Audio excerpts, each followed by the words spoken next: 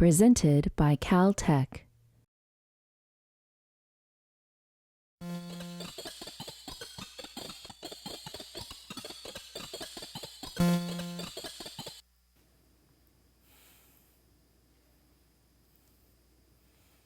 I'm sitting on a bus, not altogether different from any of the countless other buses that I've sat on in the past, except this bus is halfway around the world from everything I've ever known. I grew up for 18 years in a suburb surrounded by people who looked like me and whose parents made as much money as mine did. Then I came to Caltech, and I was surrounded by people who thought like me and who shared the same passion as me. But now I'm sitting on a bus in Ahmedabad, in the northwest of India. I'm looking out the window and saying, wow, this is the developing world. I'm enchanted every time we get on the bus. We go from one tourist site to another, but my favorite moments are actually just sitting on the bus, poking my head out the window and staring at this city around me, looking as it grows and changes. I see glass boxes rising up next to the street, shopping malls, brand new, pretty cool. I see beige apartment buildings rising up out of the grasslands. But these apartment buildings are surrounded by concrete walls. And immediately it's apparent why that's the case. Because up against the side of these walls, tents are pitched and lean-tos with blue tarps are made with the walls as one of their own walls. And it's obvious. This is the economic disparity of the developing world in a city that's rapidly growing and whose economy is constantly changing. And when I look out the window, I see some little girls kicking a soccer ball along the dusty side of the road. But what stands out to me is that they aren't dressed in drab colors like my earth-tone Western apparel or the dusty surroundings. No, they're wrapped in flowing cloths of warm oranges and bright yellows and bold purples. If they were in America, they could be dressed to go to the prom. They look like little princesses, little Cinderellas. And so I'm starting to wonder, who are their fairy godmothers? Of course, they have families to take care of them and look out for their immediate needs, but who's looking out for their economic opportunities in a country rapidly changing like India? So I thought for a while, and the conclusion that I came to was that their fairy godmother, it's me. So my life philosophy is pretty well explained by the story of Cinderella. Why? Well, let's think for a minute. Cinderella does everything right. She tries her best to clean up the house and to be a good person, and she still gets locked in the attic by her evil stepmother. Sounds like me when I try to park where I'm supposed to park, and yet I still get a parking ticket. We try our best to live our lives the way we want to, and yet sometimes life just has us feeling like we're locked in the attic like Cinderella. So I don't necessarily need a fairy godmother to beat up the parking officer, but a kind smile or a word of wisdom from a passing stranger if I'm having a bad day, that could be how someone could be a fairy godmother to me. And so this binary of Cinderellas feeling trapped in an attic and fairy godmothers making those people's lives better is really how the world around us can work. But it's a two-way street. For every time that I'm a Cinderella and I feel locked up in the attic, there's also a time where I can be a fairy godmother, where I have a uniquely human ability to notice someone else who is not feeling so well and to try the best that I can to make their lives better. Now, of course, I don't just mean to follow the golden rule and be nice to one another. That's part of it. But another part of it is what we do with our professional lives. And that is what I want to accomplish with my professional life. It is all dependent on the strengths that we have. For many of us here, that means that we study theoretical physics because that's what we're good at. For myself, though, my passions aren't really in exploring the natural world. I'm more interested in using mathematics to explore the human world, to understand people around me, to come to a quantitative understanding of human social behavior. I want to understand the traffic patterns that influence whether or not Cinderella will get back home in time. I want to analyze the labor laws for these field mice to see if they're being unfairly exploited. I want to look and see whether the, well, you know, you get the idea, right? So this is the way that I believe that my strengths can contribute most to the world around me, the way that I can be a fairy Sean mother to the people that I interact with on a day-to-day basis, the way that I, as a professional, can make a difference in the world around me. So I think that each of us can be a fairy godmother, of course. You might specialize in the biology that turns a pumpkin into a carriage, and you might be a materials scientist, or Professor Greer might be the materials scientist who designs a glass slipper that doesn't shatter when you break on it. Each of us has a strength which we can use in order to make other people's lives better. And that's why I think in our lives, that's the most important thing that we have to do. When we form communities, we need to look out for the other people in our communities and to make sure that we are all helping one another. So I want to study applied mathematics and economics. I want to use data science to model the market for used pumpkin carriages. I want to expose these mice when they're toiling away in mice sweatshops, feverishly building a Cinderella dress. And I want to make sure that all the traffic lights between Cinderella's cottage and the castle are well timed so that she can get home before that final bell of midnight tolls. So, of course, there are the inquisitive naysayers out there who may say, Sean, you think life gets you locked up in the attic? Well, let's look into that a little bit further. Let's see if we really think it is life that locks you in the attic. There are some people who I read in high school. He's such an optimist. What a naive little... Like Henry David Thoreau. There. I'm Henry David Thoreau. I lived in the woods for 2 years, and that makes me an expert on, well, practically everything. And maybe in real life I didn't have an English accent, but in Sean's head I do. And I can tell you why his little dream fantasy is all wrong.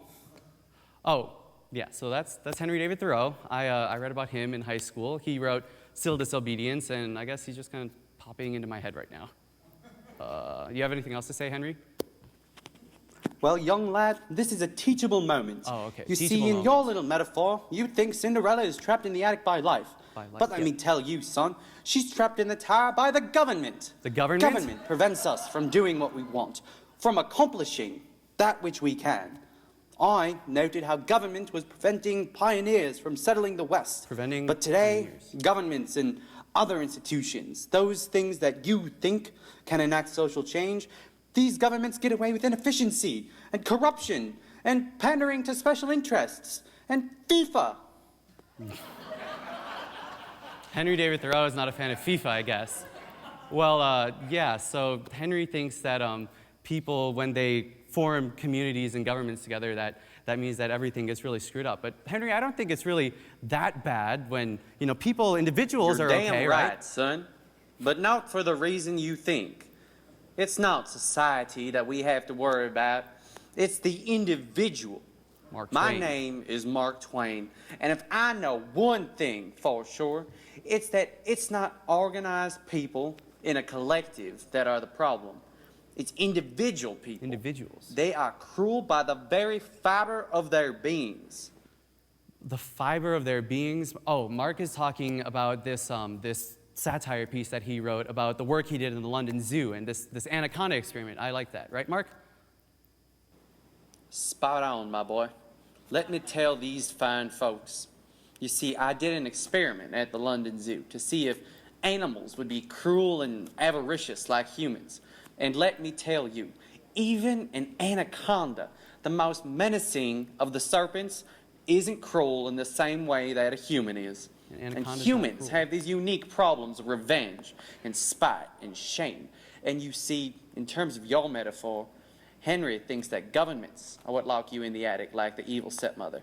But let me tell you that people lock other people in the attic because they are inherently cruel. Wow. Mark, I mean, you're being pretty pessimistic. I don't think, these great people in the audience are inherently cruel. And I mean, even if they have some, maliciousness within them, when we form governments, we don't let that maliciousness propagate, do we?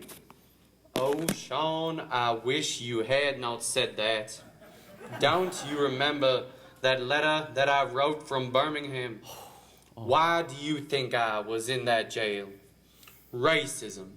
A uniquely human tendency to discount other people only because they are different from you. A human cruelty, just like Mark said. Oh, wow. Well, what do you think that racism entailed when you experienced it? Segregation. Society acting as the government, codifying this element of human viciousness. Governments hampering freedom just like Henry warned. You think governments and people don't lock other people up? Government was the vehicle which allowed human cruelty to literally lock me in a jail cell. Wow. It seems like these great men that I've read about, everything in the world around me seems to think that when we humans organize together as a society, that our life kind of inherently sucks, that governments are doomed to inhibit our freedoms, or that we are doomed to lock one another in the attic. It's a pretty crappy, pessimistic outlook on the world, don't you think? But if you know me, you know that I'm an optimist. And what I believe in is our ability to be compassionate. We can see other people when we see and identify them locked in a tower and say, that's not right, and we can do something about it. And that is what these great men did. They were word and action fairy godmothers because those were their strengths. They used their words and actions to expose hypocrisies and injustices in the world that they faced. That's how they used their strengths to be fairy godmothers to other people. And that is what I want to do for people living in the cities of the world. For those Cinderellas kicking a dusty ball along the side of the road in Ahmedabad as it develops. For the city dwellers, I want to be a fairy godmother.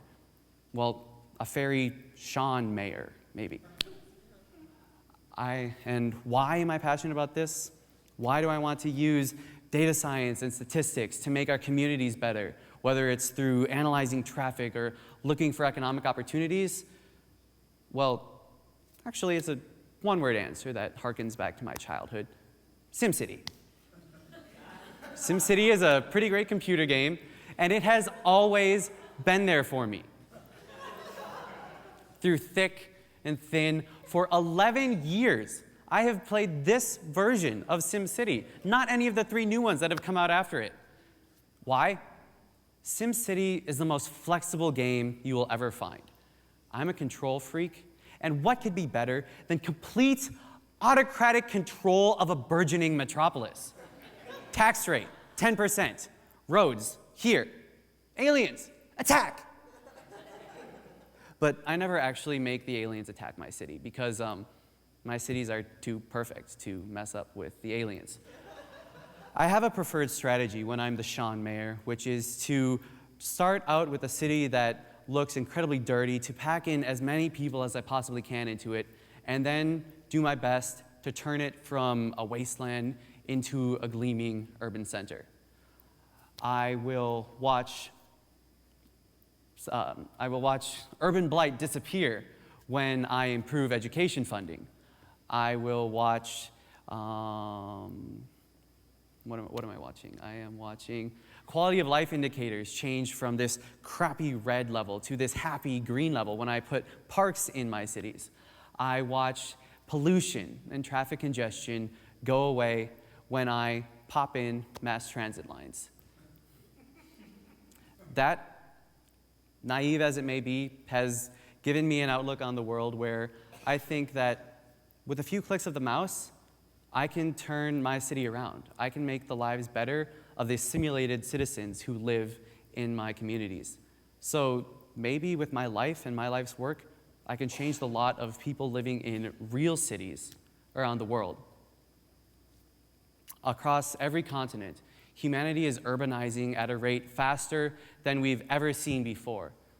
In every city, there are little Cinderellas kicking around soccer balls on the side of the road, waiting for economic opportunities to lift them up out of poverty, waiting for new infrastructure to be built so that they can move from one location to another and experience this mobility, which is critical for economic upward motion.